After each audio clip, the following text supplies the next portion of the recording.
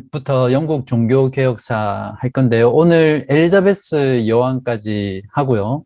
다음 주에 청교도는 따로 다루도록 하겠습니다. 먼저 종교 개혁을 들어가면서 우리가 영국의 종교개혁이라고 그렇게 표현하는데 이때 당시만 해도 어떤 지금처럼 그런 어떤 영국이라는 그런 형태의 국가가 아니었고 웨일즈하고 스코틀랜드 또 잉글랜드가 다 분리되어 있는 상태였기 때문에 저는 가급적이면 잉글랜드의 종교개혁이다 이렇게 표현을 하면서 강의를 하도록 하겠습니다. 잉글랜드 종교개혁은 독일, 스위스, 프랑스의 종교개혁과는 좀 많이 다르게 진행이 됐습니다. 이런 지역들의 경우에는 주로 영적인 개혁운동에 뿌리를 두었었잖아요. 그래서 루터, 멜랑흐톤, 즈빙글리, 블링거, 칼빈 등 이런 종교개혁자들은 중산층이었죠. 그래서 이 지역의 종교개혁은 중산층에 의해서 시작되고 꽃핀 개혁운동이라고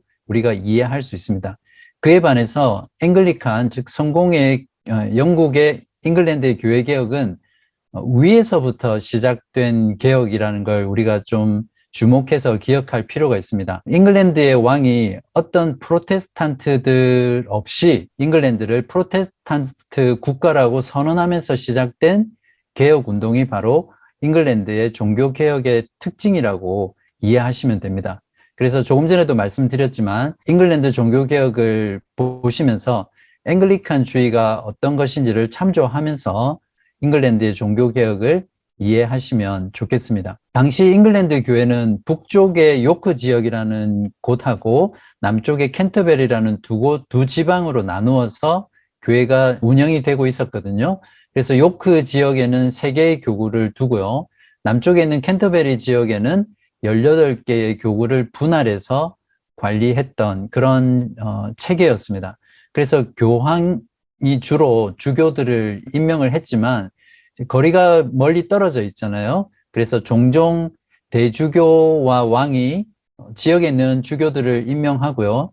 그것을 교황에게 인준받는 그런 형태로 진행이 되기도 했습니다. 마찬가지로 잉글랜드의 당시 교회상은 로마 가톨릭의 부패와 타락이 극에 달해 있던 그런 상황이었고 또 그러한 현실 때문에 종교개혁이 일어날 수밖에 없는 그런 상황이었음을 우리가 알 수 있습니다. 또한 그때 당시에는 수많은 수도원들과 또 교회와 사제들이 너무나 범람했기 때문에 그야말로 부패 천국이라고 할 만큼 그런 상태였습니다. 잉글랜드 종교개혁에 영향을 미친 초기 영향들이 있는데요. 우리가 그 전에 이미 했기 때문에 이 부분은 자세히 다루지 않겠는데 존 위클리프와 또 존 위클리프의 후예들인 롤라드가 초기에 미쳤던 중요한 영향들이었습니다. 이들은 오직 성경을 강조했고 또 미사를 공격했죠. 특별히 로마 가톨릭의 화채서를 공격을 했습니다. 그리고 특징적으로 설교를 아주 중요시하고 지역마다 많은 설교자를 보내서 설교 운동을 했던 것이 이 위클리프와 롤라드 운동의 특징이라고 우리가 이해할 수 있겠죠. 그것 말고도 휴머니즘이 잉글랜드 종교개혁에 전 종교개혁으로서 영향을 미쳤었는데요. 그 중에 에라스무스도 있었고요. 잉글랜드에는 사제주의라는 게 팽배하게 있었거든요. 남자의 4% 정도가 모두가 사제였을 정도로 사제가 굉장히 선호되는 그런 직업으로 만연해 있던 곳이었어요. 그래서 전체 인구의 2.5%가 교회 관련된 일에 종사했고요. 그 당시에 잉글랜드와 웨일즈 합해서 250만 명 정도의 인구가 있었는데 9,500개의 교회들이 있었고요. 그 중에 4만 명의 교회 사제들이 있었습니다. 그리고 10,000명의 수도사들과 2,000명의 수녀들이 있을 정도로 어마어마하게 많은 숫자의 성직자들이나 또 교회 관련된 종사자들이 만연해 있던 그런 상태였습니다. 왜 이렇게 많은 사람들이 사제가 되려고 하고 수도사가 되려고 하고 수녀들이 되려고 했을까요? 그만큼 그런 직위와 또 그런 위치가 세상에서 지위를 제공해주고 명예와 부를 누릴 수 있기 때문에 많이 되려고 하는 거죠. 이런 상황이 되면 반드시 교회는 타락하고 부패하게 되어 있습니다. 그래서 저는 이러한 상황들을 좀 이렇게 보면서 한국 교회의 개혁의 시작도 목사가 되려는 사람들의 숫자가 줄어야 되겠구나 이런 생각들을 했습니다. 저도 지금 목회자로 목회를 하고 있지만 우리가 지난주 설교 본문처럼 많이 선생이 되지 말아야 할 그런 시대죠. 그러니까 그 말은 거꾸로 말하면 정말 목회자가 되려고 하는 사람들은 거르고 또 심사하고 또 신중하게 검증해서 목회자를 세우는 게 너무너무 중요한 그런 시대입니다. 제가 통계 자료를 좀 찾아봤거든요. 그래서 개신교 신학교에서만 1년에 어느 정도 배출되는지 아세요? 목회자가, 졸업생이. 그러니까 약 4,000명 이상이 매년 신학교에서 쏟아집니다. 그러면 10년이면 4만 명의 목회자가 배출되잖아요. 근데 이러한 어떤 신학교 중에는 인가받지 않은 비인가 신학교도 많고요. 또 사이버 신학교도 있습니다. 그래서 속성으로 목사 안수 코스가 있어서 심한 경우에는 일주일이나 3일짜리 속성 코스를 마치면 목사 안수를 받을 수 있는 그런 군소교단들이 많이 있다고 합니다. 참 통탄할 노릇이죠. 실제로 개신교 내에는 2만 명 이상의 목사가 있고요. 또 3만 명 이상의 장로가 있습니다. 거의 교인 10명당 목회자 한 사람이 있는 그런 꼴이죠. 그러니까 이런 통계만 보더라도 이때 잉글랜드의 어떤 상황하고 굉장히 비슷하죠. 그만큼 숫자가 많다라는 것은 많은 사람들이 목사가 되거나 또 관련된 사람이 되면 지위와 부와 명예가 따르기 때문에 그걸 보고 되려고 하는 거잖아요. 그죠? 그래서 저는 이거는 뭐 공부의 내용하고는 직접적으로는 상관없지만 그런 개혁의 생각들을 해보았습니다. 잉글랜드 경우에는 또 루터파의 영향이 초기에는 들어왔었어요. 그래서 루터의 작품들을 읽고 연구하는 그런 분위기들이 많이 있었는데 루터의 경우에는 잉글랜드에서는 그렇게 인기를 많이 못 끌었습니다. 그래서 루터의 사상과 신학은 잉글랜드 내에 깊이 뿌리 내리지 못했어요. 그 다음에는 이제 윌리엄 틴델과 틴델이 번역한 성경이 초기에 큰 영향을 미쳤었는데 윌리엄 틴델의 경우에는 7개 국어에 능통할 만큼 언어에 탁월한 재능이 있는 사람이었어요. 로마 가톨릭에서 루터파로 나중에 개종을 하면서 성경에서 말하고 있는 그 복음의 진리를 발견하게 되고 로마 가톨릭이 얼마나 잘못된 교리들을 가르쳤는지를 이제 깨달으면서 성경을 원어에서 영어로 번역하는 것에 굉장한 열정을 가지고 그것을 평생의 소명으로 생각하면서 살았던 사람입니다. 어떤 말을 했냐면 모든 사람들이 성경을 읽도록 하는 일만이 타락해가고 쇠퇴해가는 교회를 개혁하는 길이다 이렇게 믿었습니다. 그래서 생명을 바쳐 성경을 번역하는 일에 평생을 다했죠. 대륙에 머물면서 쯔빙글리와 블링거 그리고 존 칼빈과 함께 살면서 개혁 사상에 깊이 빠지게 되고요. 또 그 사상을 철저히 배우고 영향을 받습니다. 실제로 윌리엄 틴델이 번역한 영어 성경의 많은 부분들이 틴델이 번역한 부분들을 지금도 물려받은 내용들이 많거든요. 예를 들면 flowing with milk and honey, 그러니까 젖과 꿀이 흐르는 이런 표현이라든지 the apple of his eyes, 그의 눈의 사과, broken hearted, 또 창세기 1장에 나오는 let there be light, 그러니까 뭐 빛이 있으라 하니 빛이 있었다 이런 표현들이 윌리엄 틴델이 원문에서 히브리어와 또 헬라어에서 직접적으로 일반인들이 이해하기 쉬운 그런 아름다운 표현들로 번역한 성경에서 나온 구절들입니다. 1526년에 첫 판이 출판됐고요. 1611년에 킹 제임스 버전 성경이 나오게 되는데 KJV라고 그러죠. 그 성경의 90%가 윌리엄 틴델이 번역한 내용을 가져온 거예요. 그리고 틴델 이후에 마일즈 커버데일이라는 사람이 신구약 성경을 영어로 출판을 하게 됩니다. 윌리엄 틴델의 성경의 경우에는 인쇄된 최초의 영어 성경이에요.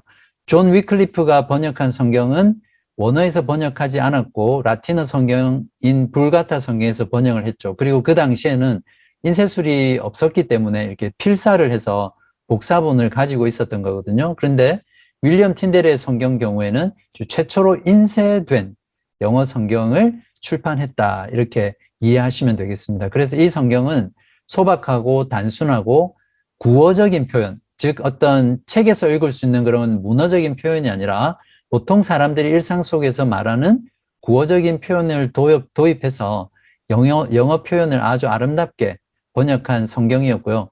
당연히 대중들이 말씀을 쉽게 읽을 수 있는 그런 성경이었겠죠. 윌리엄 틴델의 경우에는 라틴어 성경을 사용하지 않고 성경을 히브리어 헬라어 원어에서 영어로 번역했는데 그것이 바로 죄가 되어서 이단으로 정죄가 되고요. 나중에 화형을 당하게 됩니다. 틴델은 마지막 화형을 당하면서 이런 말을 했습니다. 주여 잉글랜드 왕의 눈을 열어주소서. 그렇게 하면서 화형을 당하고 생을 마감하게 되거든요. 놀랍게도 몇 개월 후에 헨리 8세가 매튜 바이블을 공식적으로 인정을 하거든요. 그 매튜 바이블이 바로 틴델과 커버데일이 번역한 성경을 겉 표지만 바꾼 거죠. 그러니까 틴델이 마지막에 화형을 당하면서 하나님께 기도했던 그 기도가 응답된 그런 것이라고 우리가 잘 확인할 수 있습니다. 요약하면 윌리엄 틴델의 업적은 보통 사람들이 사용하는 그러한 구어적인 표현들, 수거들을 사용해서 성경을 번역했고요. 또 윌리엄 틴델이 번역한 영어 성경은 잉글랜드의 거의 모든 교회에서 비치되고 사용되고 읽혔다는 것이 틴델의 아주 탁월한 또 놀라운 업적이라고 할 수 있겠습니다. 자, 이제 다음은 헨리 8세와 종교개혁을 살펴보도록 할게요. 영국의 종교개혁사는 헨리 8세가 6명의 아내와 결혼하면서 그 사이에 태어난 3명의 자녀가 그 뒤를 이어서 왕이 되죠. 그러는 과정 가운데 종교개혁자들과 또 로마 카톨릭주의자들과 서로 관계하면서 종교개혁이 진행이 되거든요. 그래서 헨리 8세의 6명의 아내의 역사, 그것들을 우리가 기억하고 또 살펴보는 게 이해하는 데 있어서 중요하겠죠. 제가 나중에 정리하면서 저 표를 보고 간단하게 강의를 요약해 드리도록 하겠습니다. 첫째 부인이 누구입니까? 네, 아라곤 캐서린이라는 부인인데요. 원래는 헨리 7세가 잉글랜드 내부 결속을 다지기 위한 목적으로 스페인하고 우호적인 관계를 공고히 하려고 했습니다. 그래서 전략적으로 스페인 왕이었던 페르난도와 이사벨 사이에서 낳던 캐서린이 셋째 딸이거든요. 이 셋째 딸하고 헨리 7세의 장남이 아서인데 이 아서와 결혼을 시킵니다. 그런데 갑자기 1502년에 아서가 사망을 하죠. 그러면서 캐서린은 16세로 미망인이 됩니다. 이때 스페인 왕비인 이사벨라는 이제 아서 동생 헨리 8세와 캐서린을 재혼시켜달라고 요구를 하게 되는데 만약에 이 요구를 들어주지 않으면 막대한 결혼 지참금을 다시 회수하겠다고 협박을 했어요. 그러면서 이제 헨리 7세는 헨리 8세와 이 캐서린을 1509년 6월 11일에 시동생이죠. 그러니까 시동생과 헨리 8세가 결혼을 하게 됩니다. 이때가 바로 칼빈이 태어난 해이기도 하죠. 헨리 8세는 6살이나 많은 이제 누나하고 결혼한 셈입니다. 누나하고 가능하면 아들을 낳아서 왕위를 계승하고 잘 살아보려고 그렇게 마음을 먹고 그렇게 생활을 했었어요. 그런데 카타리나는, 캐서린은 계속해서 딸만 낳았었고요. 또 그 낳은 딸이 모두 다 유산이 됐습니다. 그러는 중에 메리 튜터 한 사람만 이제 생존을 하게 되는데, 이제 그러다 보니까 후계자가 없잖아요. 헨리 8세는 후계자가 없다라는 것은, 즉 왕자가 없다는 것은 외세의 침입을 의미하는 것이기 때문에 캐서린과의 결혼을 무효화시키려고 많이 노력을 했습니다. 이제 그러던 중에 여전히 결혼 상태에 있었던 거죠. 이제 헨리 8세는 이미 궁녀였던 앤 볼린과 사랑에 빠집니다. 불륜의 관계를 가진 겁니다. 그런데 이 앤 볼린이 누구냐면 프랑스와 1세의 누이였던 마르게리트 당골렘의 시녀였기 때문에 프랑스를 아주 유창하게 했었고요. 그리고 귀족 가문의 교육을 받았기 때문에 아주 고상했었고 또 외모도 매력적이었다고 합니다. 아마 그래서 헨리 8세의 마음을 사로잡지 않았나 그렇게 생각을 할 수 있겠죠. 그런데 앤이 임신을 하자마자 이제 이것을 계기로 헨리 8세는 캐서린과의 결혼을 근친상간의 결혼이다. 즉 시동생과 결혼을 한 거니까 그래서 무효화시키고 앤 불린과 결혼을 하려고 했어요. 이때 앤 불린 같은 경우에도 그냥 모든 게 진행되도록 가만히 있었던 게 아니라 아주 강한 그런 여자였다고 합니다. 그래서 자신과의 결혼이 성사되도록 프로젝트를 주도하면서 주전 선수로 뛰었던 그런 역할을 했었습니다. 캐서린은 당연히 이것을 그냥 눈뜨고 볼 수 없었겠죠. 그래서 당시 가장 잘 나가던 왕이 누구냐면 신성 로마 제국의 황제였던 찰스 5세, 기억나시죠? 까를 5세라고도 부르죠. 나라마다 발음이 틀리니까. 바로 그 카를 5세가 자신의 조카였어요. 카를 5세에게는 이 캐서린이 이모인 셈이죠. 그래서 자신과 이혼하고 앤 불린과 헨리 8세가 결혼하려고 하는 것은 가문의 영광에 먹칠을 하는 것이므로 교황에게 압력을 넣어서 이 결혼을 절대 하지 못하도록 좀 압력을 넣어달라 이렇게 요청을 하게 됩니다. 그래서 카를 5세는 그 당시 교황이었던 클레멘트 7세에게 압력을 가해서 헨리의 혼인을 허가하지 않도록 명령을 하죠. 클레멘트 7세는 헨리의 혼인을 허가하지 않습니다. 이에 대해서 헨리 8세가 매우 화가 나서 반응을 하게 되는데 바로 이것이 잉글랜드의 종교개혁을 일으키는 어떤 촉매 역할을 하게 됩니다. 우리가 보통 성공회 하면 헨리 8세가 이혼하고 앤 불린과 결혼하려고 하면서 생긴 어떤 운동이다 이렇게 이해를 하시는데 시작은 그렇게 한 겁니다. 물론 다른 요인들이 많이 있지만 이렇게 해서 헨리 8세는 토마스 크롬웰을 등용을 시키고요. 이 토마스 크롬웰은 뭐 영국에 있어서 가장 뛰어난 정치가나 마찬가지죠. 그래서 이제 이러한 상황들을 잘 이용해서 프로포간다라고 하죠. 그러니까 선전 활동을 아주 탁월하게 함으로써 헨리 8세가 원하는 것들이 진행되도록 탁월한 역할을 하게 됩니다. 또 헨리 8세는 아울러서 토마스 크랜머를 대주교로 앉히면서 크랜머를 통해서 이러한 결혼 문제를 교리적으로 또 정치적으로 교회적으로 해결하기를 종용하게 되죠. 토마스 크랜머의 경우에는 교황권을 제한하고 또 사전보호법이 작동되도록 해서 로마 교황의 권한이 영국 내에 들어오지 못하도록 했고요. 또 국왕의 허락 없이는 항소하지 못하도록 하면서 결국 앤 불린과의 결혼을 적법한 것으로 인정하는 중요한 역할들을 토마스 크랜머가 하게 됩니다. 당연히 로마 교황청은 이러한 것을 인정하지 않을 거고 또 거기에 대한 아주 강력한 대응을 했겠죠. 카타리나와의 결혼의 정당성을 다시 한 번 더 공포하고요. 10일 내에 앤 불린과 이혼하지 않으면 파문을 시키겠다라고 통보를 합니다. 이혼을 하지 않자 헨리 8세와 토마스 크랜머와 앤 불린을 로마 교회에서 출교를 시키게 되죠. 1533년 6월 1일에 앤 불린은 드디어 왕비로서 대관식을 하게 되고요.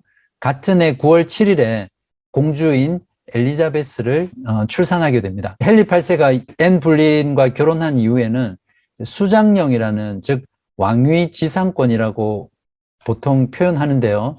이것을 잉글랜드 의회에 통과를 시킵니다. 이게 수장령이 어떤 거냐면 잉글랜드 교회의 공식적인 머리는 잉글랜드의 왕이라는 그런 법령입니다. 수장령이 통과됨으로써 로마 카톨릭을 지지하는 것은 이제 반역죄에 해당하고 그에 해당한 합당한 형벌을 받는다라는 조항이고요.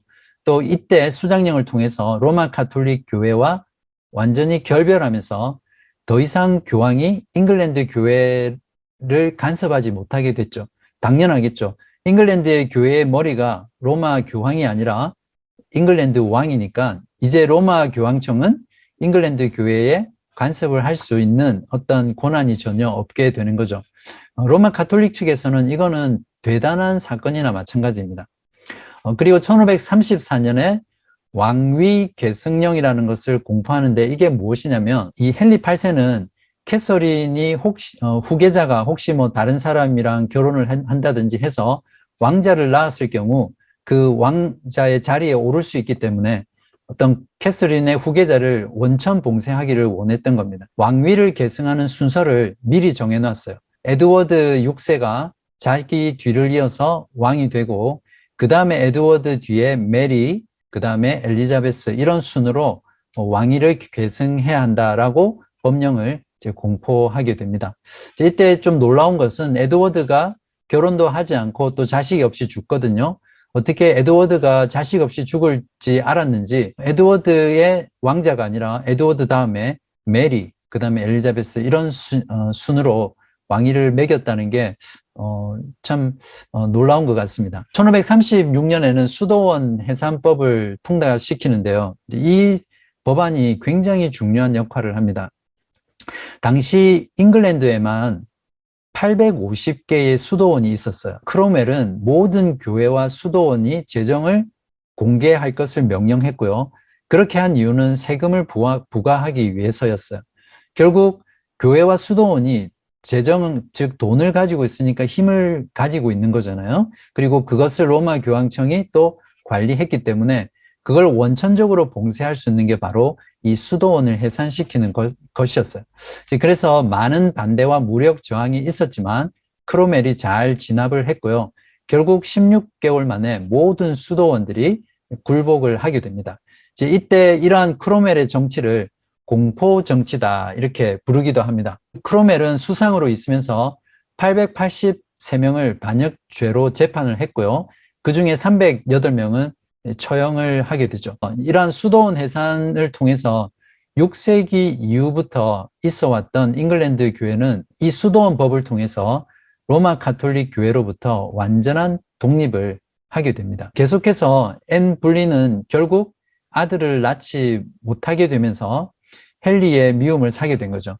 그래서 나중에 헨리 8세는 아들을 낳지 못하는 앤 불린을 어떻게 말했냐면 이 여자는 마녀다. 나를 속여서 결혼하게 만들었다. 이렇게 몰아간. 그리고 간통죄를 적용해서 체포한 뒤에 무고한 죄를 뒤집어 씌운 뒤에 1536년 처형을 시킵니다. 앤 불린이 죽자 세 번째 부인으로서 제인 시무어를 아내로 맞이하거든요. 어떤 면에서 헨리 8세는 악한 자다 이런 생각들을 하게 됩니다. 그리고 성적으로도 아주 문란하고 온전하지 못한 그런 왕이었다 이런 생각들을 하게 되는데 앤 불린을 처형한 다음 날 바로 약혼을 하고 10일 뒤에 결혼을 합니다. 이 제인 시모를 통해서 1537년 10월 드디어 헨리 8세는 에드워드 왕자를 출산합니다. 안타깝게도 제인 시모어는 출산 후에 합병증으로 폐혈증으로 알려져 있는데요.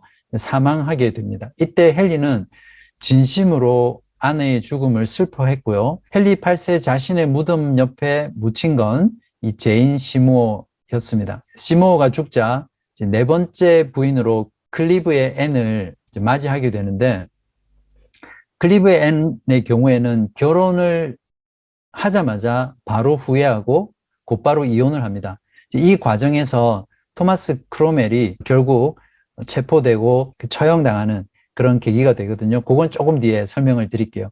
자, 이렇게 해서 클리브 앤과 결혼하자마자 이혼을 하게 되고 다섯 번째 부인을 맞이하게 되는데 그 부인 이름이 캐서린 하워즈입니다. 하워즈의 경우에는 앤 볼린의 사촌이자 또 그 클리브의 앤, 앤나 폰 클리프라고도 부르는데 앤의 시녀였습니다.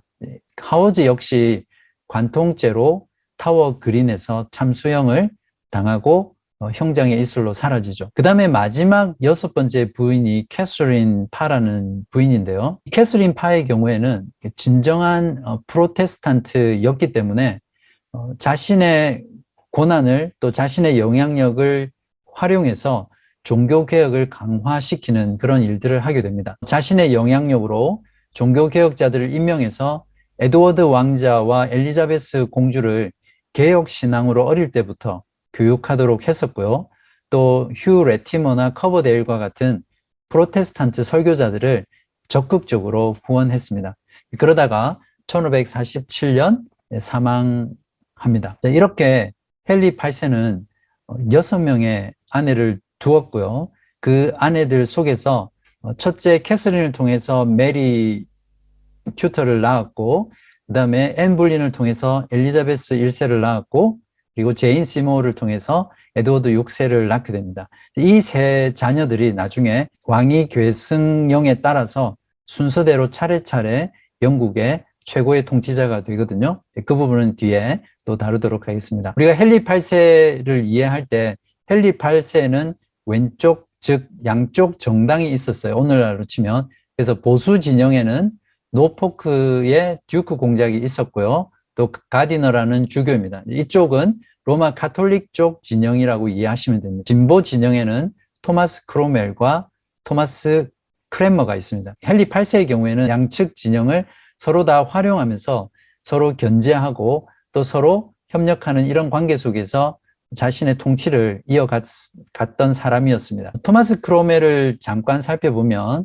이탈리아 출신 군인이었고요. 또 플로렌스의 은행가 일을 종사하다가 나중에 교황재판소에 일하면서 추기경 우즐리의 눈에 뜨면서 부상을 하게 되죠. 나중에 1533년에 헨리의 비서장이 되었는데요.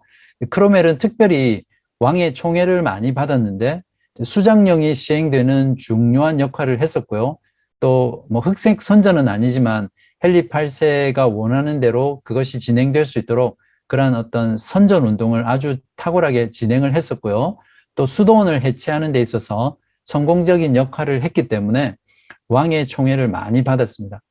그러나 실추하게 되는데 헨리 8세가 프랑스와 또 신성 로마 제국과의 관계를 돈독히 하기 위해서 그 두 나라의 귀족과 결혼을 시도하게 되거든요. 그때 크로멜이 조금 전에 말씀드렸던 네 번째 부인이었던 클리브의 앤을 선택하고 결혼을 추진하게 됩니다. 그런데 이제 멀리 있으니까 화가가 이제 앤 클리브의 얼굴을 그림으로 이렇게 그려오게 되는데 그 그림을 보고 헨리가 완전히 반해버립니다. 그런데 실제로 결혼을 해보니까 그 그림과 실물이 너무 다른 거예요. 그래서 속았구나 이런 생각을 하면서 결혼을 물린 거예요. 근데 나중에 알고 보니까 원래 그 그림을 그렸던 홀바인은 제대로 그렸어요. 근데 크로멜이 이 결혼을 성사시키기 위해서 자신이 그림을 다르게 그린 거예요. 더 이쁘고 매력적인 얼굴로 그렸겠죠. 쉽게 말하면 그림을 조작한 겁니다. 이 사실을 알고 헨리가 무척이나 화가 났었고요. 결국 결혼을 완전히 무효화하는 그런 일들이 일어났습니다. 이런 과정에서 반대파들이 크롬웰을 맹렬하게 비난을 했고요. 헨리 8세는 앤과의 결혼 때문에 화가 나서 그런지는 뭐 알 수 없겠지만 물론 정치적인 이유도 많이 있었을 거고요. 아무튼 이번에는 반대파의 말을 듣고 크로멜을 체포합니다. 그리고 크로멜에게 이단죄와 반역죄를 뒤집어 씌워서 1540년 7월 28일 크로멜도 비공개적으로 참수를 당하면서 생을 마감합니다. 크로멜의 경우에는 이제 토마스 크랜마와 협력하면서 잉글랜드의 종교개혁을 이루었던 주요 인물 중에 하나라는 것을 우리가 평가해 볼 수 있고요. 또한 잉글랜드 교회에 영어 성경을 두게 했다는 것이 또 크로멜의 아주 큰 종교개혁적인 업적이라고 우리가 이해할 수 있겠습니다. 토마스 크랜마를 잠깐 또 살펴보죠.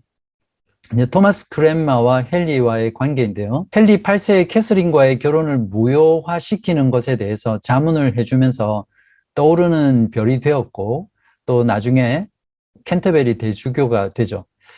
여러 가지 사건에 있어서 헨리에게 복종을 했었는데 그 중에는 캐서린 왕비라든지 또 앤블린과 클리브 앤의 결혼을 무효화시키는 이제 이러한 일들에 적극적으로 협조를 했었고요. 또 성례, 세례와 성찬을 개혁하는 데 있어서는 아주 미기적거리는 그런 행동을 했었습니다.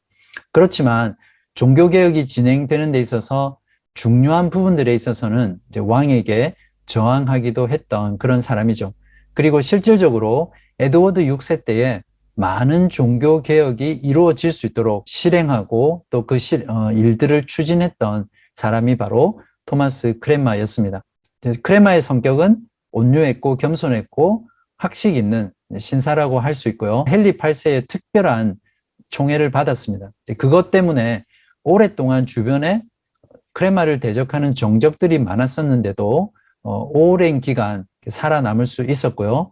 또한 크레마의 영향이 에드워드 6세까지 미칠 수 있게 되었습니다.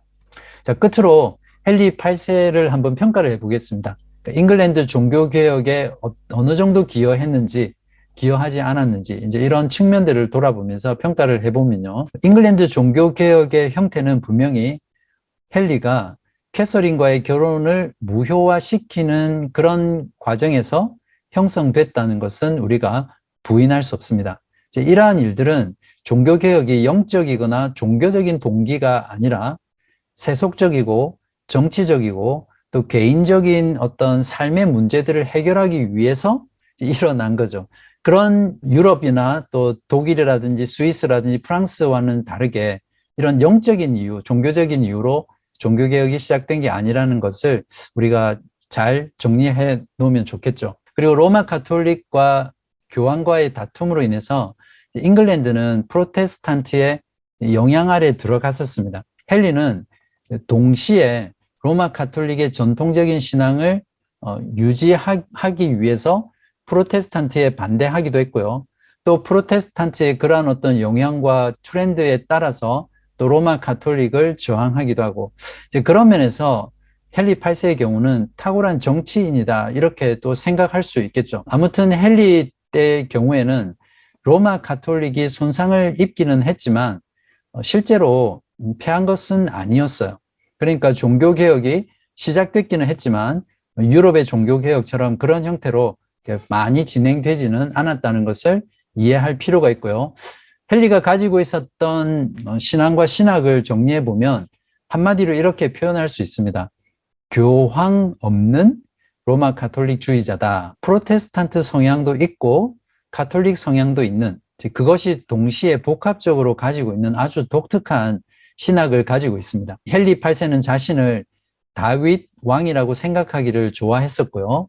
또 잉글랜드를 다스리도록 하나님이 자신에게 기름 부음 받은 왕으로 자신을 생각을 했습니다. 헨리 8세는 잉글랜드 종교 개혁을 이끌었지만 수많은 연문을 남기고 결국 말년에 궤양과 매독으로 고통을 당하다가 1547년 1월 28일 55세의 나이로 죽음을 맞이하게 됩니다. 헨리 8세는 자신의 마음 가운데 종교개혁을 통해서 교회를 개혁하고자 하는 어떤 그런 마음에서 종교개혁을 진행했다기보다는 자신의 권력을 어떻게 하면 잘 유지할 수 있을 것인가, 이제 그것으로 인해서 고민하면서 진행됐던 것이고요. 헨리 8세의 종교개혁은 잉글랜드의 종교개혁을 이렇게 이끌었긴 하지만 유럽 대륙처럼 아주 엄밀한 그런 종교개혁을 이루지도 않았고 또 자신도 원하지 않았던 종교개혁이다, 이렇게 정리를 하시면 되겠습니다.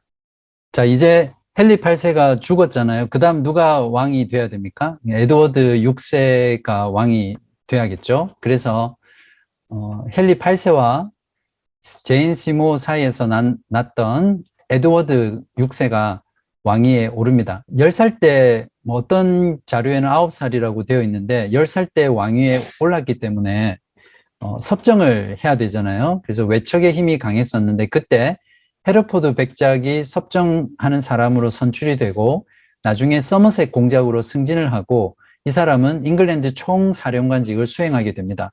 이 헤르포드는 개신교 신앙을 지지했던 사람이거든요. 에드워드 6세의 경우에는 실질적으로 프로테스탄트 신앙을 가진 프로테스탄트 왕이었습니다. 그래서 에드워드 6세가 재위하는 기간인 1547년에서 1553년 동안 정말 많은 변화들이 실행됐었습니다. 에드워드 6세는 종교개혁 사상에 따라서 매우 엄밀하게 종교개혁을 진행을 했다는 것에 그 특징이 있습니다.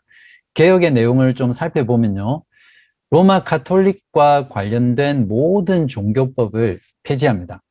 연옥을 부인하고 죽은 자를 위한 기도를 없애버리고 화채설과 죽은 자를 위한 미사 같은 것들을 금지시킵니다. 우리가 스위스나 독일이나 프랑스의 종교개혁할 때 했던 종교개혁의 내용과 거의 유사하죠. 또 성지순례라든지 성상숭배라든지 성화를 숭배하는 것들을 금지시켰고요. 예배를 할 때 라틴어 대신 영어를 사용하게 했습니다. 그리고 성경을 영어로 읽도록, 즉 강독하도록 했습니다. 우리는 지금 너무나 당연한 것 같지만 그 당시에 예배 때 자신의 모국어로 예배를 드릴 수 있고 또 성경을 읽었다는 것은 우리가 상상하기 어려울 만큼 그러니까 대단한 변화라고 할 수 있겠죠. 에드워드 6세의 경우에는 가톨릭의 6개 조항, 즉 영어로 6 article이라고 하는데요. 이것과 이교 법령을 폐기시킵니다. 그 중에 대표적인 게 화채설, 성직자의 독신, 청빈서약, 개인적으로 드리는 미사, 고해성사, 그리고 성찬 시에 교인에게 떡만 줬잖아요. 그러니까 잔은 흘릴까봐 또 더럽혀질까봐 주지 않았는데 모든 성도들에게 떡과 함께 잔을 같이 주는 것들을 이때 시행을 하게 됩니다. 그러니까 성찬 시에 교인에게 떡만 주는 행위를 폐지시킨 거죠.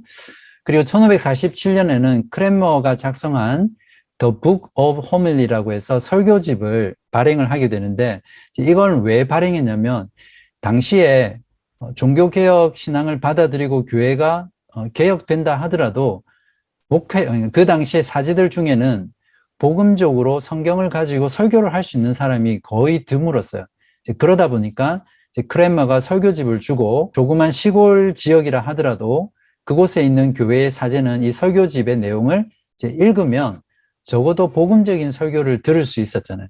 이러한 표준화를 통해서 개혁을 진행하기 위해서 이런 설교집을 교회 가운데 발행을 하고 사용하도록 했죠. 1549년에는 1차 통일령을 공포하는데 통일령이란 무엇이냐면 간단하게 잉글랜드에 있는 모든 교회들을 통일하는 그런 내용들입니다. 많은 예전이라든지 교회 신앙생활이라든지 또 재정이라든지 교회 신앙생활의 많은 부분들을 하나 되게 하는 그런 목적으로 통일령을 공포하게 되는데 공동 기도서를 작성해서 그 일들을 하게 됩니다.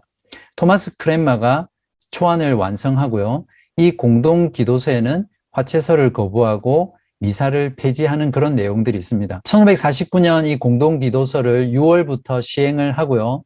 따르지 않을 경우에는 무거운 처벌을 받았습니다. 즉 교회에서 이 공동 기도서에 따라서 예배를 드리고 또 그것에 따라서 교회의 예전들을 진행하지 않으면 아주 무거운 벌을 받았다라는 그런 말입니다. 제1공동 기도서의 내용은 가디너라는 주교가 있는데 그 사람이 감옥에서 읽고 정말 엄청난 칭찬을 했답니다.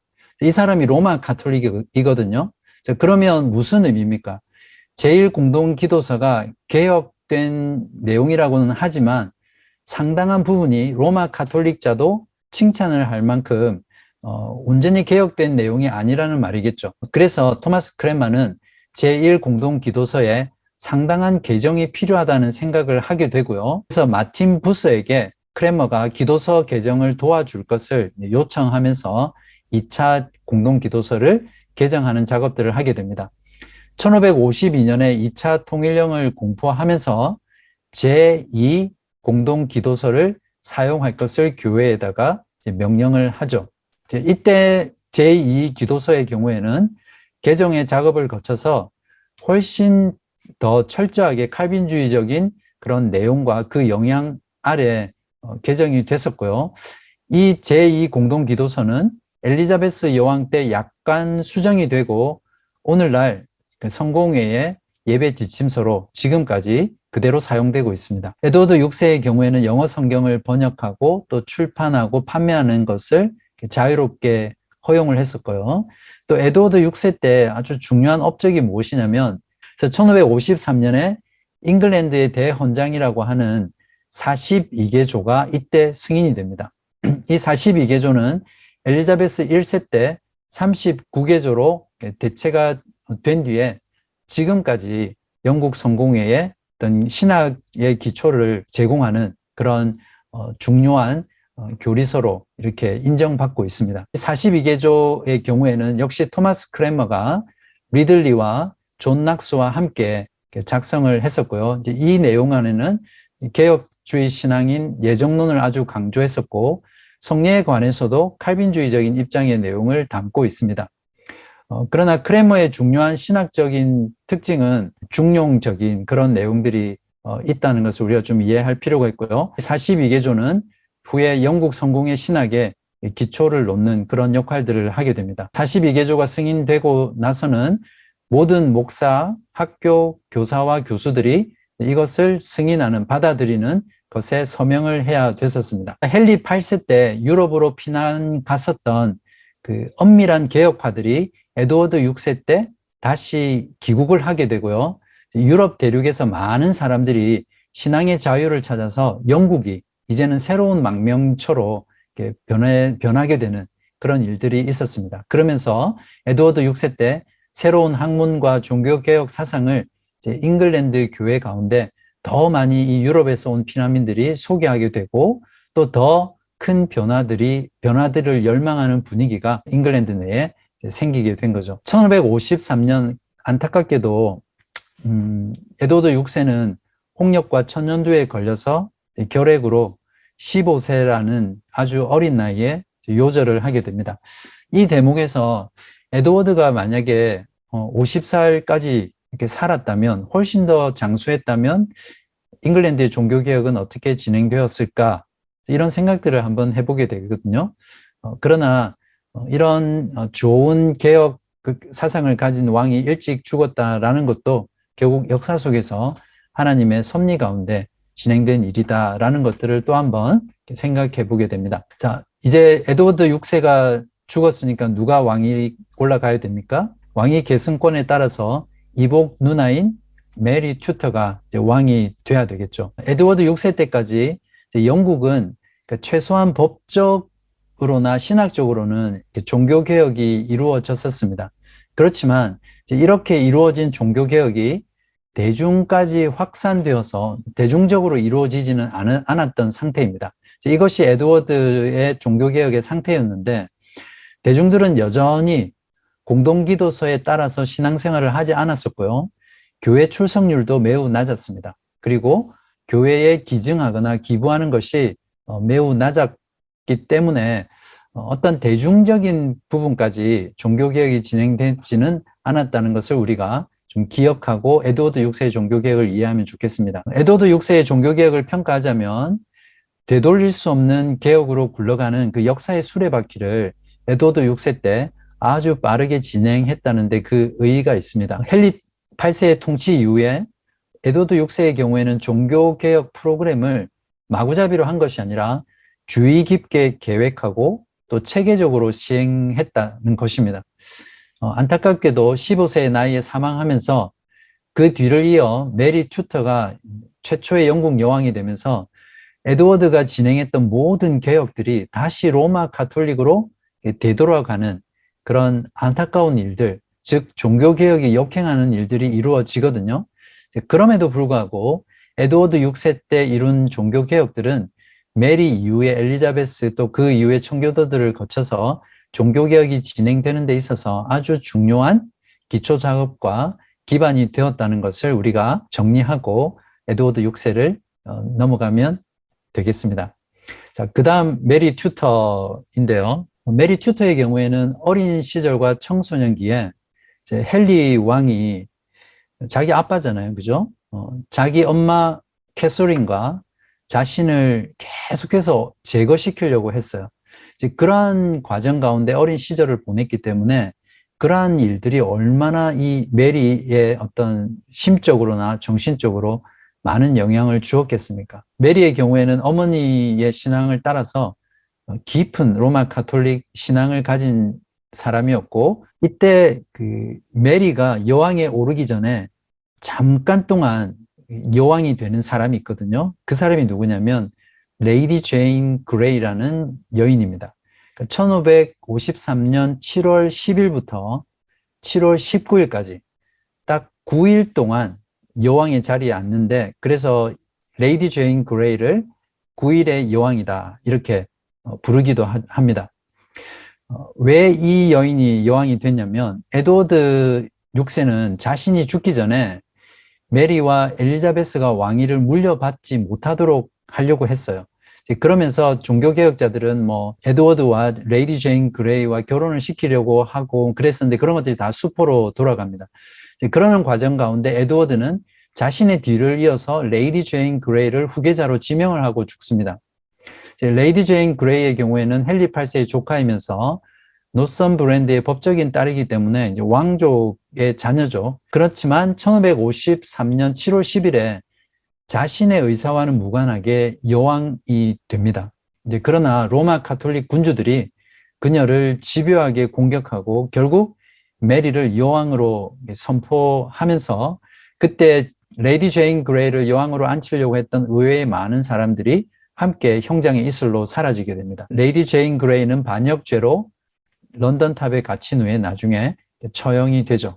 그래서 9일 동안만 통치를 했다고 해서 9일의 여왕이다. 이렇게 역사가들이 또 후대 사람들이 부르죠.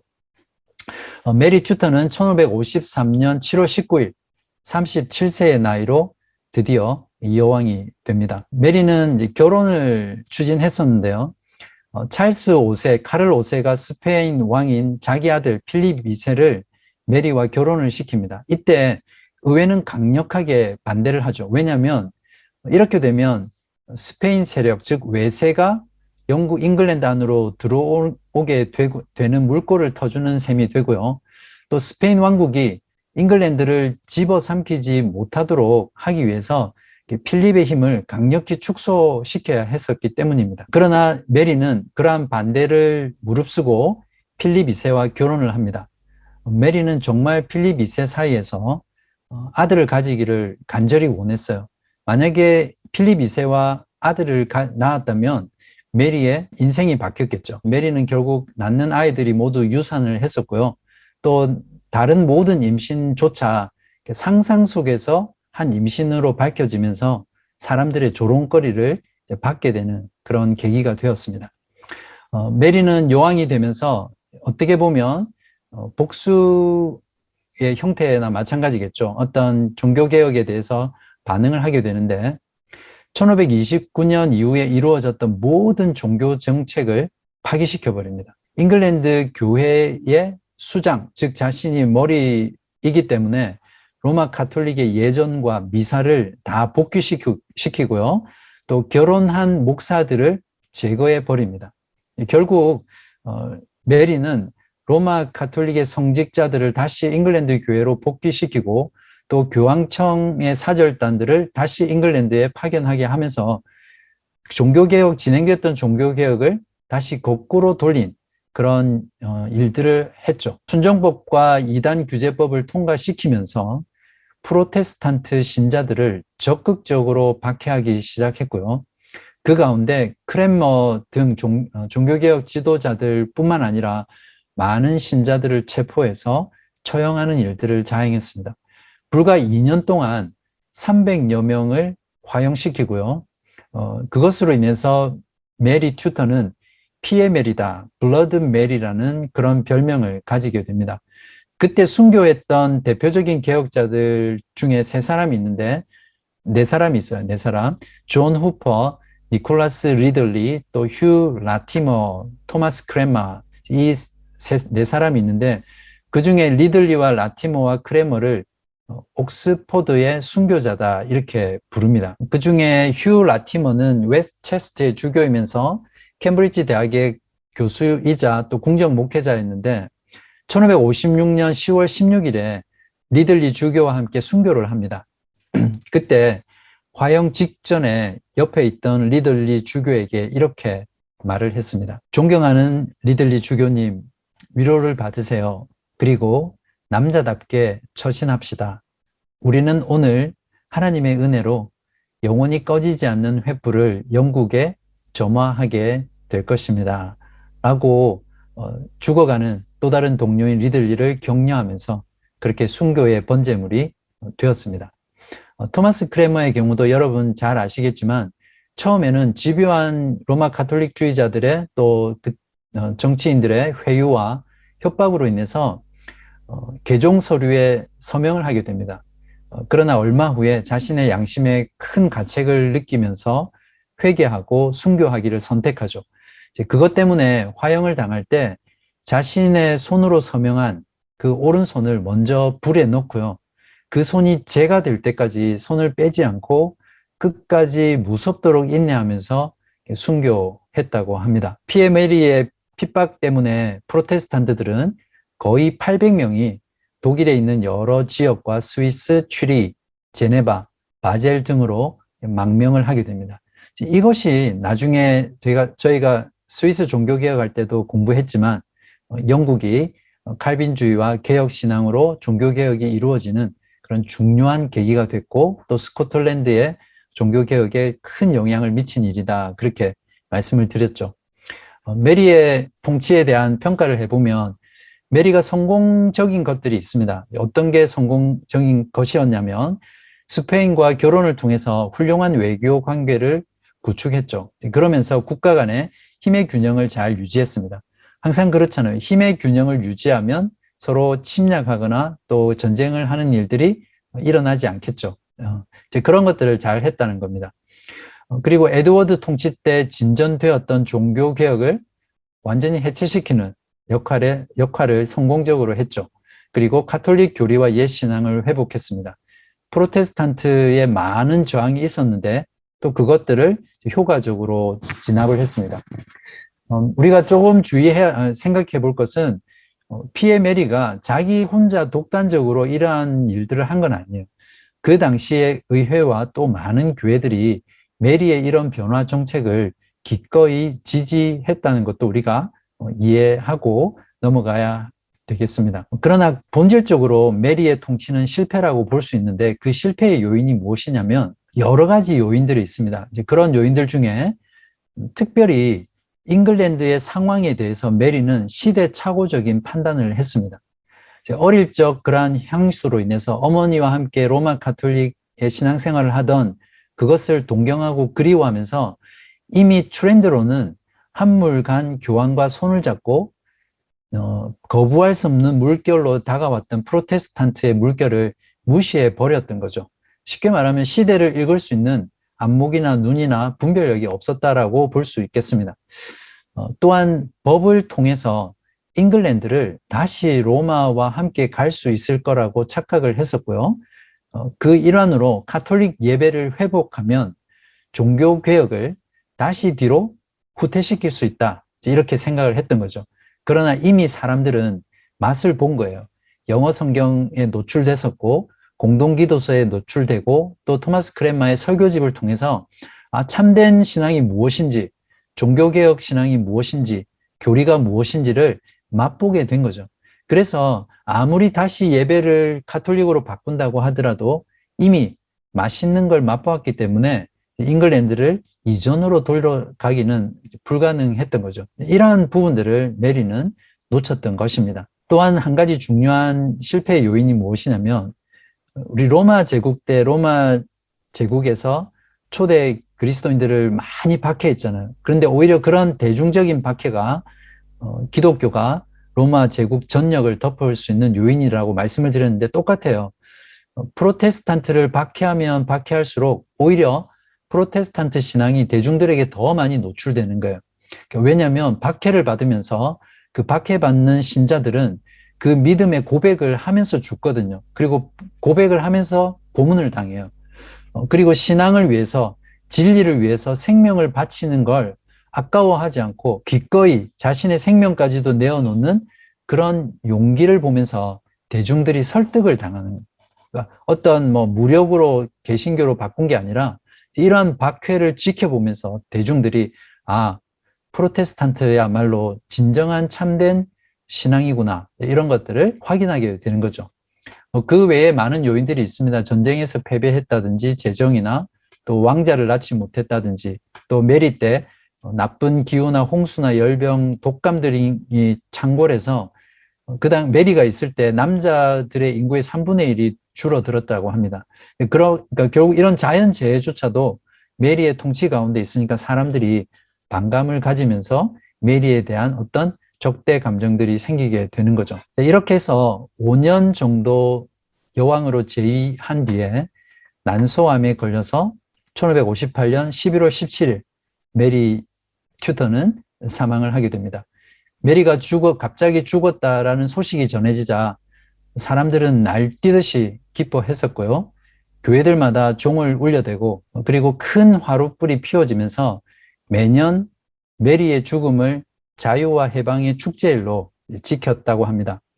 참 슬픈 일이죠. 한 사람의 죽음이 많은 대중들의 기쁨과 자유와 해방이 됐다라고 생각하면 이런 인생을 산 사람들은 정말 어떻게 이해해야 될까 이런 생각들을 해보게 됩니다. 자, 이제 오늘 강의의 마지막으로 엘리자베스 1세와 종교개혁을 살펴보겠습니다. 엘리자베스 1세는 헨리와 앤 불린에게서 난 딸이죠. 자기 엄마가 처형당했을 때 불과 3살밖에 안 됐어요. 그래서 어릴 때부터 서출의 자녀로서 또 귀족들과 교황이 엘리자베스를 엄청나게 냉대했었거든요. 그러한 분위기 속에서 엘리자베스는 거의 생존을 위해서 살아냈다라고 보는 게 더 맞는 표현이겠죠. 그런 와중에 캐서린 파는 자신의 친딸처럼 이 엘리자베스를 키웠고요. 그리고 최고의 것을 주었습니다. 엘리자베스는 나중에 결혼을 하지 않고요. 독신으로 있게 되는데 그래서 엘리자베스를 처녀 여왕이다, The Virgin Queen이다 이렇게 잘 알려져 있습니다. 엘리자베스의 신앙은 전반적으로 엘리자베스는 헨리의 카톨릭주의가 아니라 16세기의 프로테스탄트 신앙을 가진 여인이었다라고 평가되고 있습니다. 엘리자베스는 1558년 11월 17일에 왕위에 오르게 됩니다.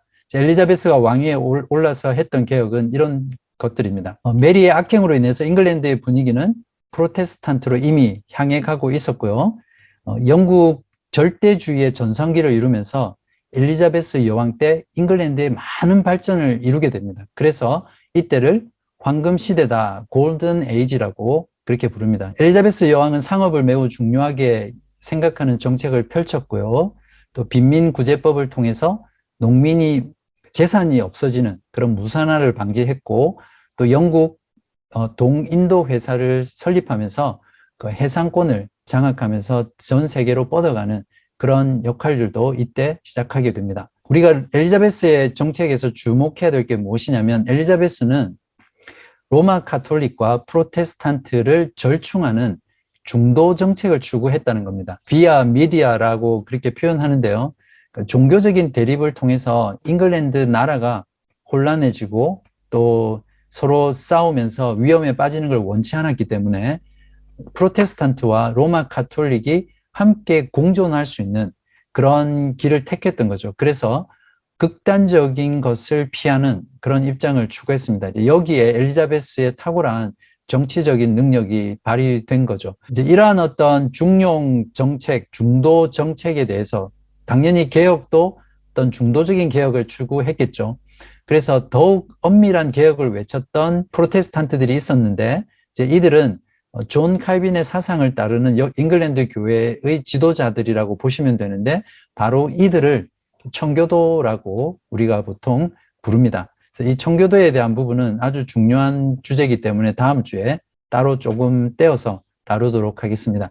이렇게 해서 엘리자베스 여왕 역시 수장령을 공포한다든지 또 통일령을 공포하면서 잉글랜드의 종교개혁을 차곡차곡 진행을 하게 되는데 그중에 1563년 제2차 통일령을 통과해서 그때 통과된 내용에 의하면 개혁주의 종교개혁 입장을 거의 다 수용하는 그런 내용들로 이루어졌었고요. 1563년 잉글랜드 국교회 39개조 신조를 이때 채택을 합니다.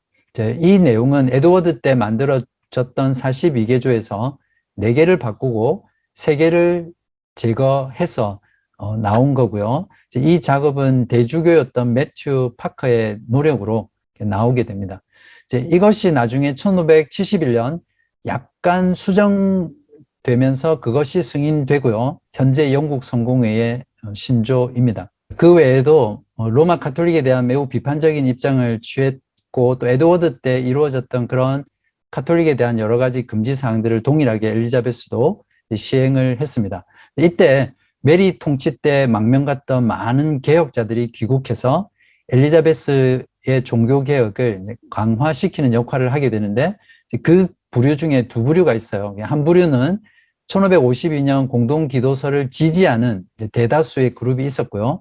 또 칼빈주의 신앙에 따라서 더 엄격한 개혁을 해야 된다라고 주장했던 청교도들이 있습니다. 아무튼 이 두 그룹을 합해서 의회에서 19석이나 차지하는 그런 중요한 역할들을 하게 되죠. 또 그 외에도 엘리자베스는 1588년에 스페인 무적 함대를 무찌름으로써 교황권으로부터 영국을 완전히 독립시키고 보호하게 됐고요. 더 이상 교황의 권위가 잉글랜드 내에 들어오지 못하도록 했습니다. 이때 해상권을 장악하면서 해가 지지 않는 대영 제국의 기초를 마련하게 되죠. 평생 독신으로 지냈고요. 말년에는 우울증과 또 노인성 질환으로 고통을 받으면서 1603년 3월 24일 70세의 나이로 사망을 하게 됩니다.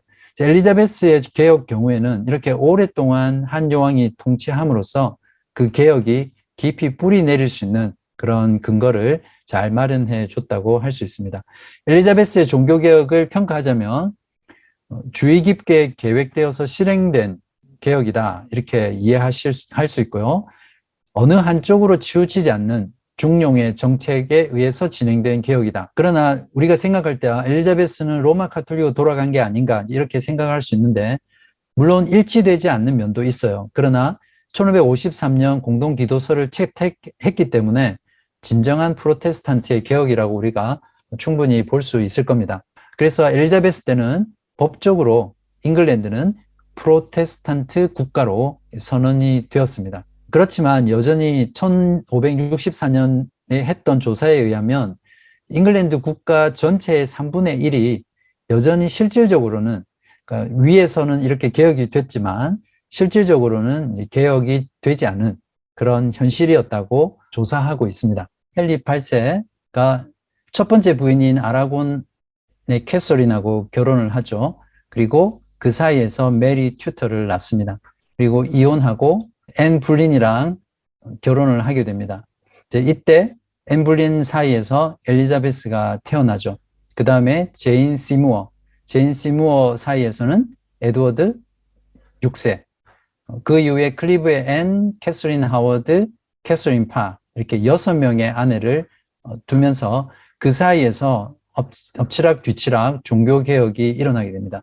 그래서 메리 튜터는 필립 2세와 결혼을 했지만 자녀가 없었죠. 또 엘리자베스는 독신으로 살았고 에드워드는 어린 나이에 요절을 했기 때문에 결혼하지 않았고 자식이 없었습니다. 번호가 왕위를 계승한 순서거든요. 그래서 헨리 8세가 먼저 통치하고 이후에 에드워드 6세, 그다음에 9일의 여왕이었던 레이디 제인 그레이, 다음에 왕위 계승령에 따라 메리 튜터가 여왕이 되었고 그 다음에 엘리자베스 이런 순서로 영국 왕들이 바뀌면서 종교개혁이 진행되었습니다. 이 그림을 보면 오늘 들었던 강의 내용이 새록새록 생각이 나고 또 어디에 어떻게 어떤 일이 있었다 이런 것들을 조금 더 쉽게 이해하실 수 있을 겁니다. 일단 영국 종교개혁은 왕별로 어떠한 개혁 노선이 있었고 또 주요한 개혁자가 누구며 어떠한 개혁 사항들이 있었는지 그런 정도만 연결해서 파악해도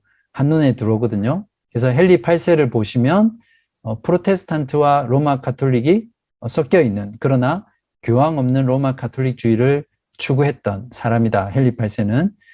그리고 주요한 개혁자들은 토마스 크롬웰과 크랜머. 여기 듀크 공작과 가디너는 우파입니다. 즉 보수인데 로마 가톨릭의 정적이죠. 그 다음에 주요 개혁 사항으로는 수장령, 왕위 계승령, 수도원 해산 이런 중요한 개혁 사항들을 실행했죠. 그리고 이때 처형된 사람은 처음에 로마스 크롬웰은 헨리 8세의 총애를 받았지만 나중에 처형당하죠. 그리고 앤 불린도 처형당하고 캐서린 하워드, 또 앤 에스큐, 오늘 다루지는 않았는데 이 앤 에스큐라는 여인도 이때 처형을 당하게 됩니다. 그 다음에 에드워드 6세의 경우에는 프로테스탄트입니다. 진정한 프로테스탄트 왕이었고 이때 또 토마스 크레머가 주요한 개혁자로 활동을 했었고요. 이때 이러한 주요 개혁 사항들이 있습니다. 특별히 1차, 2차 통일령을 통해서 공동기도서를 만들었다는 것이 아주 중요하고요. 그리고 42개조를 승인했다는 것. 그 다음에 9일의 여왕 레이디 제인 그레인이 프로테스탄트인데 같이 교육을 받았거든요. 나중에 형장에 이슬이 되죠. 그 다음에 메리 튜터가 왕위 계승령에 따라서 네 번째 왕이 되고요. 로마 가톨릭으로 복귀합니다. 이때 폴 대주교와 함께 협력을 하죠. 그때 주로 펼쳤던 일들은 프로테스탄트를 무지하게 박해했다는 거. 이때 순교자들은 토마스 크레만, 리들리, 레티머, 존 후퍼 같은 사람이 있었다. 마지막으로 엘리자베스 여왕은 로마 중용 정책, 비아 미디어 정책을 했다라는 걸 기억하시면 되고요. 로마 가톨릭을 수용하는 프로테스탄트다. 그래서 주요 개혁자들은 매튜 파커와 다음 시간 다룰 건데 여러 명의 청교도들이 있습니다. 이러한 주요 개혁 사항들을 진행을 했습니다. 자, 이렇게 해서 영국 종교개혁사 청교도 부분 빼고 기본적인 것은 다 했습니다. 영국 종교개혁사를 한번 정리하면서 오늘 강의를 마치겠습니다. 영국 종교개혁사를 사진으로 찍어서 설명한다면 탑다운 방식의 종교개혁이다. 위에서부터 아래로 흘러가는, 그리고 그 어떤 종교개혁에서는 상상할 수 없는 그런 문란한 결혼 생활과 관련된 종교개혁이다. 그림 보시면 기억나시겠죠? 또 프랑스의 종교개혁처럼 수많은 순교를 통해서 이루어진, 즉 피를 통해서 심겨진 그런 종교개혁이다. 이것들을 통해서 우리는 또다시 깨달을 수 있는 것은 진리와 참된 신앙을 위해서 삶을 헌신하고 생명을 바친 참된 신앙인들을 우리가 다시 한 번 더 보게 되죠. 또 하나 영국 종교개혁사는 루터주의가 아닌 칼빈주의의 깊은 영향을 받은 종교개혁이다. 그래서 마틴 부서와 불링거와 칼빈, 존 낙스와 같은 이런 종교개혁자들의 개혁신앙을 영향을 받았다라는 것을 이해할 필요가 있고요. 또 하나는 헨리 8세가 여러분 오늘 강의를 들으시면서 또 여러분이 알고 있는 지식을 통해서 선한 사람이다라고 말을 할 수 있습니까? 결코 그럴 수 없죠. 정말 악한 자죠. 그러나 하나님께서는 악한 자를 들었어도 하나님의 역사를 섭리해 가시는 분이다. 이런 것들을 다시 한번 보게 됩니다. 악한 자는 그 악한 것으로 인해서 하나님께 심판을 받겠지만 그 악한 것들이 하나님의 역사와 하나님의 뜻을 결코 거스를 수 없다는 제1, 제2, 제3 원인을 통해서 하나님께서 섭리해 가신다는 것들을 다시 한번 더 확인하게 되면서 우리가 동일한 내용이겠지만 또 어떤 상황 가운데서도 하나님을 신뢰하고 의지하고 하나님께 그 상황을 맡기는 것, 그래서 그 가운데 우리의 마음을 지키고 평강을 유지하는 것이 참 중요하구나, 이런 것들을 돌아볼 수 있습니다. 네, 이것으로 오늘 영국 종교개혁사 첫 번째 시간 마치겠습니다.